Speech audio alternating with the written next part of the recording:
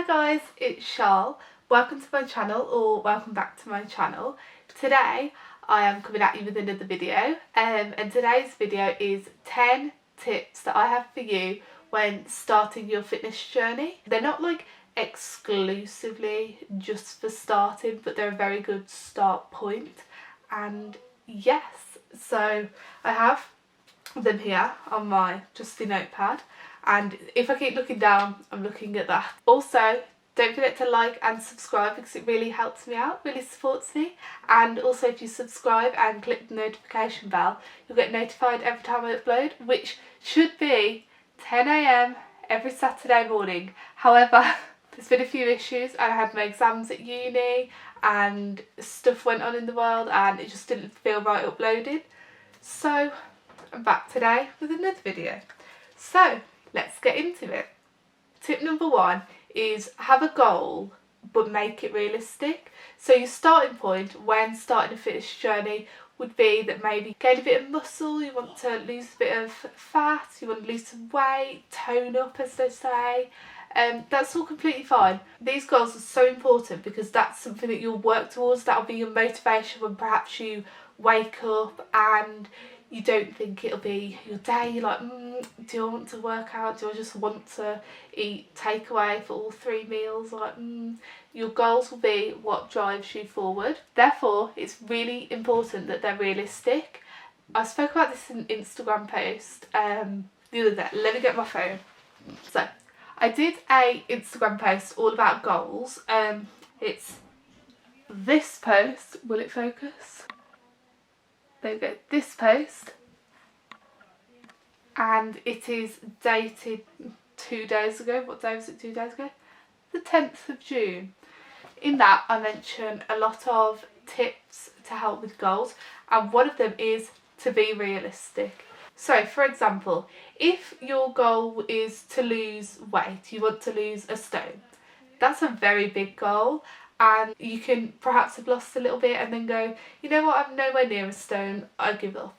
However, break it down into smaller goals and make them realistic. So for example, if it was to lose a stone, if you break that down into, I don't know, a pound or half a pound every week, then you're much more likely to reach that and you're much likely to stay motivated. And then you could even like get a chart on your wall, like, you know, cross off every pound that you lose, and like you'll be so much more motivated by doing that rather than just going, oh, I've still got all this to do, ugh.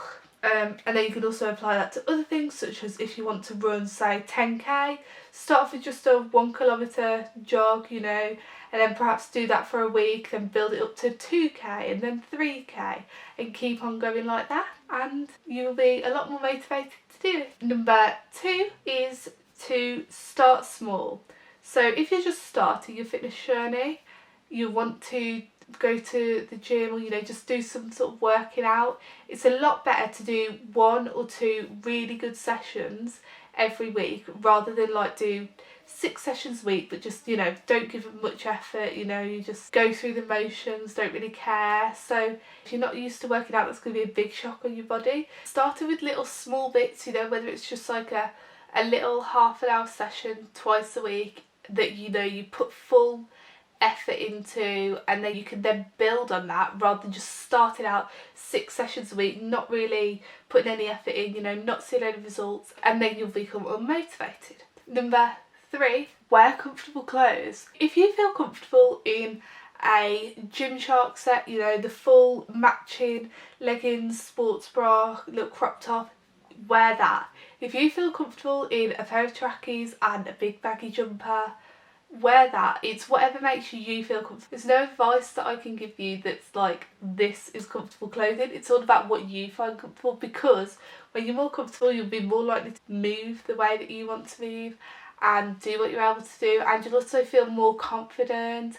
And there's just so many benefits to wearing comfy clothes. So whatever comfy clothes looks like for you, wear that. Number 4, find out what style of training you like and enjoy best. The biggest tip I can give you for this is don't follow the crowd, because a lot of people now are doing like the whole weightlifting, and, you know, everybody's lifting weights and growing their glutes, and, you know, if that's what you want to do, if you like weightlifting, go ahead, do that, that's absolutely fine. but some people absolutely hate it. Some people despise weightlifting and they prefer, you know, to do some yoga and Pilates or some circuits, you know, some bodyweight circuits or the classes, or some people just like running and jogging and being outside. It completely depends. So try different things out, see what you like best, and you'll find it so much easier to, you know, be motivated to actually work out if you're doing something that you enjoy and something that you love,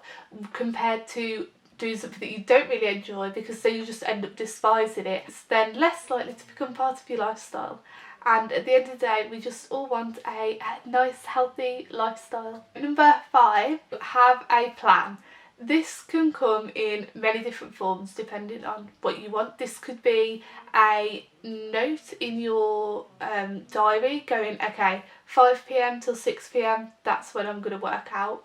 It could be in a notepad, you could write out, this is the workout that I want to do. It could be following a YouTube video, it could be following a guide, it could even just be written on your phone. These are the exercises I want to do, that's my workout. Or it could be, you know, a proper logbook and having, you know, your reps, your sets, your weights, everything. But yeah, just have a plan of what you want to do, because if you've got a plan and you've got it written down, you're a lot more likely to actually go through and do it then. Number 6, to track your macros, but only if you want to. I know a lot of people swear that, you know, tracking macros, that's the way that you know, we need to all do it. But that's not really the truth. You can do it if you want to, but I know some people just really don't like it. They don't like, you know, having to weigh out the food and, you know, put it all online. You know, some people just prefer to go, okay, this is some food, let's eat that. So yeah, if you want to track your macros, then go ahead and do that, and because it is a really useful tool, especially when you first get started, because you're able to learn the nutrient value of, you know, the foods that perhaps you eat often, foods that you think, you know, oh, this is actually healthy, but then you know, you put it in and then it's actually not. If you're going to do this, I would use an online calculator such as a IIFYM calculator online, or if you just type in like macro calculator, then there's loads online. I'm pretty sure that like My Protein have one or something, and then you just type in like your weight, your height, your gender, how active you are, that sort of thing, and it'll tell you what your macros are, and that's a very useful tool. And then I would personally recommend MyFitnessPal to track all the foods. It's not 100% accurate, but it is quite good. So yes, I'd recommend for that, because it is, like I say, it is a really useful tool, even if you just use it for like, I don't know, a couple of weeks, just to go, okay, so here's a day of what I'd normally eat, what does that look like in terms of macros, and then here's a day of perfect macros, how do these 2 days differ in what I eat. And yeah, it can really help put you in the right direction. Number 7, if you don't want to track macros, calories, whatever, then don't. By all means, don't do it. I think it's what the fitness community call intuitive eating. Just eat what you want, but just be mindful. So bear in mind the 3 macronutrients. So those are protein, carbs and fat. Just go, okay, so for breakfast I've had oats with some protein powder, which is carbs and protein. So perhaps for lunch I need something a bit higher in fats to then balance it out. So maybe I'll have some avocado or some nut butter or something that's primarily more dominant in fats, just to like weigh it all out. And that can work absolutely the same as tracking your macros, but just be mindful of what you are actually eating. Number 8, have more than one way of tracking your progress. I've written down a couple of ways here. So there's the obvious way of the scales. This will measure how much your whole body weighs. However, it's not the be all and end all. It's not the most accurate way of measuring anything. However, I do know that there are other scales now that measure a lot of different things, such as it will do your whole body weight, and then it'll do like your bone density and your water retention and like that sort of thing. So perhaps that would be a good idea to look at to be a bit more accurate. But I mean, I do know that they're quite expensive, so a much cheaper way is to take progress photos. I think these are a godsend, because I know that especially if you're trying to lose fat, but then also gain a bit of muscle. You'll see that more in your body, and you could actually end up weighing more because of the muscle, but your entire body composition could have completely changed. So progress photos are a great way of tracking your progress on that and how you look personally. Another one that I quite like is measurements. So take measurements of the, you know, places that perhaps you want to lose weight from, and then other places as well. So normally like round your arms, round your waist, round your hips, round your quads, because then you'll be able to see if perhaps, you know, you want to lose weight from your stomach but then also like gain some muscle on your legs or something. You should be able to see that by doing the measurements around those areas. Another one is how your clothes fit. So you could have this top, for example. This could have been like really tight to start with, you know, then I've got into working out and eating better, and then 4 weeks later it could, you know, be a bit looser, and then 8 to 12 weeks later it could be even looser still. So think about how your clothes fit. There's also other things such as like more cardio based markers. So like if you're able to like walk up the stairs without being as out of breath, or you're able to do the walk the kids to school without like, you know, having to stop, or